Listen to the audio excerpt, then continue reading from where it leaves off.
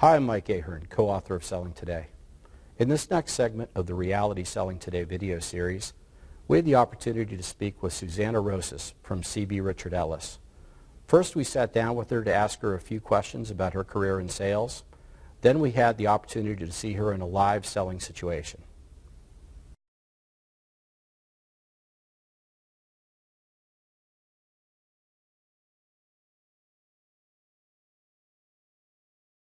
Sure. I have been with CB Richard Ellis 2 years now in Houston, Texas. I'm an industrial broker, which is pretty unique for most markets, but I work on a team with 2 other individuals who are more experienced, and my role right now is to learn, and as the junior broker, to learn the market, the industry, and learn how to sell our particular service. That's what we do. We sell our knowledge, and right now that's what I'm trying to acquire is knowledge of the market, and the role that I have is very important because I bring a different, the role I have with our relationships is very important because I bring new relationships to the table with my previous selling experience, but at the same time I'm able to build relationships that perhaps the other gentlemen on my team are not able to bring.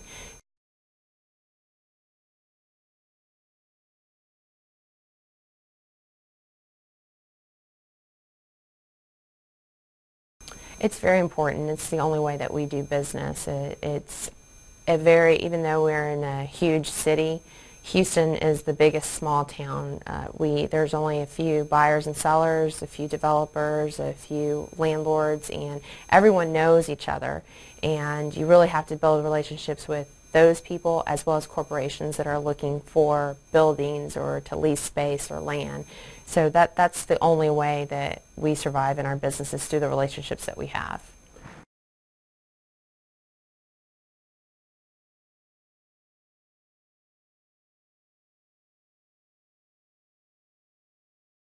We do lots of entertaining. We are known for that. We like to entertain them, whether it's right now we're at the rodeo this year, whether we have a broker a function where we invite our clients over to our offices, where we invite past clients who maybe have dealt with the same situation that they're going through and let them meet so they can talk. But we entertain constantly because we feel that if we can put them in a comfortable environment to where they can open up and feel a relationship with us, then they'll be more apt to talk to us about what their challenges are within their company.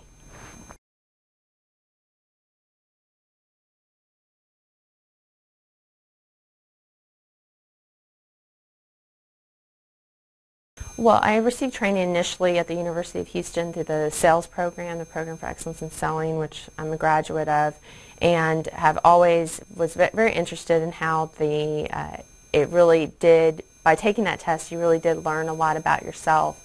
And when I came on board at CB, that was one of the first things that you did before you could even think about becoming an employee, whether it's a broker or a non-broker position.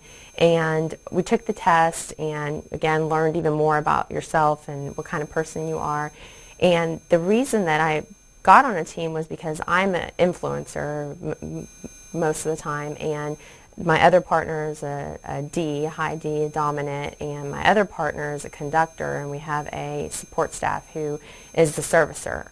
And we actually fill the whole wheel, and we work really well together, because if we were all the same person, I think that we would probably drive each other crazy, but we complement one another and we learn from one another. And I think that that's really important to know what your style is when you're picking a team to go pitch to another client, or when you're picking a team internally just to work with, or in any case, just to know what that person's style is.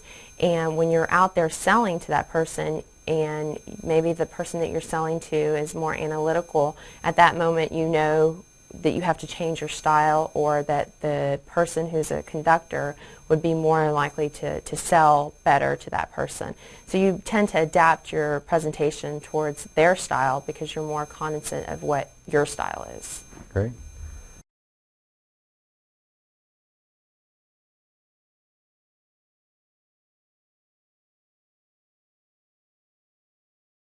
Yes, well, our company is very big on ethics because we are, in a sense, entrepreneurs. We work for a company. We work for CB Richard Ellis. However, we are able to do whatever we want as far in our industry group. For myself, I'm an industrial broker. I'm the only female industrial broker in my field, but that could bring up a lot of ethical issues because it's not something that is a traditional role. I see it as a challenge, and I see it as an opportunity also. And so ethics is really important in our company because you are on your own all the time. There's no one there watching you. There's no one telling you what you should do today or looking to see what time you come in or when you leave. You're on your own, and you have to produce because you want to and you have that desire. So honesty is really huge in our company, in our industry. Oftentimes you can have many opportunities where you can change the system to where you can benefit on both sides of the deal. And it's your responsibility, and it's very important for us to have core values to hold ourselves accountable, and the company tries to hold ourselves accountable through the training, the initial training, and then we have quarterly training on ethics to ensure that we do not fall into that type of situation.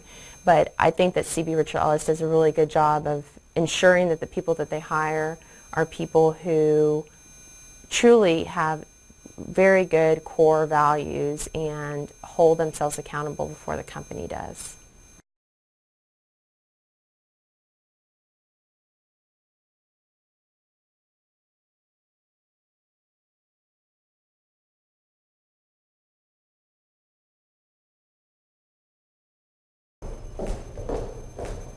Hi, Mr. Smith. Yes.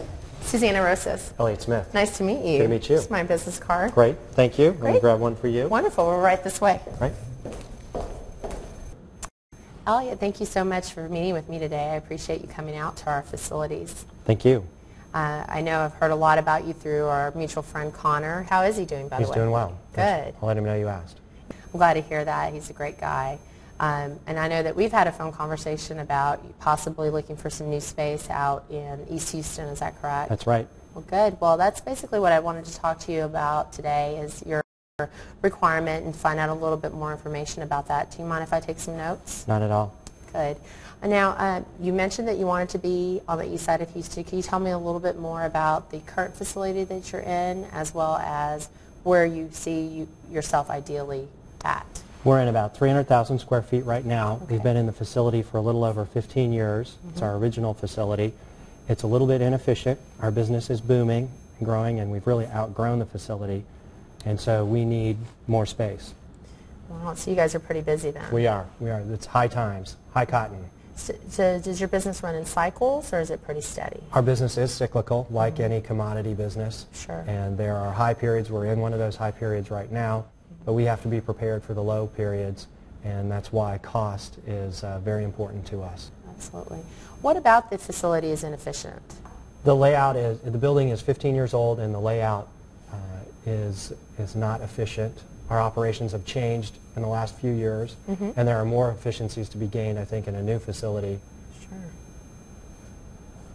So it's probably the layout, meaning product flow. Exactly. The way we bring product in, the raw materials, how we process it, and prepare it for shipment out. I see. That's exactly right. So you mentioned rail, and your current facility does have rail. How many shipments do you have a day? We have 2 shipments a day out of the facility. How many containers? And we're typically loading 100 containers And how many bales are in the container? There are 100 bales. 100? And that's 300,000 square feet, correct? Yes. Yeah. And so ideally, how many square feet do you see yourself? We really prefer a 500,000 square foot 500,000. facility. And for about what time frame were you looking for? We're making projections about 5 years ahead, and we think that that's the time frame that would be appropriate for a lease, a 5-year term. So ideally, what type of location are you looking at? It's, like I said, it's got to be in the port, and it's got to be on rail, and it's got to be cost effective. What would you do with your existing facility? We'll probably retain that for the time being. Again, It's on our books, and we would look to use it for overflow for these high times. It's possible that we would sell it in the future, but right now I think there's still cause to keep it. Do you own the facility? Yes, yes we do. Is it pretty standard that you own your facility? Actually, no. Most of our other facilities are leased. They are leased. Would you, this new space that you're looking for, would you lease it or purchase it? Our preference is to lease it. To lease it, okay. Now, just so I can summarize, the most important criteria that you have for your new space is that, number one, it'd be near the port, Yes. that it's rail served, and that it keeps your costs are down. Yes. Okay. Is there anything else that you'd like to add to that? I don't think so. So I believe there's a number of options out there that would meet your criteria based on the information that you've given me today. What I'd like to do is go back, put together a market survey for you, the available options, and have you look at those Okay. and perhaps narrow it down to about 4 or 5, and we can actually go out and tour the space. Okay. How does that sound? That sounds great. Good. How about we set up a time to meet next Tuesday? That sounds good. Does that work for you? Check my calendar. All right. I'll get with Barbara and confirm with her. That Okay. way we can get it on the calendar. And if there's anything else in between now and then that you'd like to add, please feel free to give me a call. Okay. Sounds Thank great. you. Thank Appreciate you. it.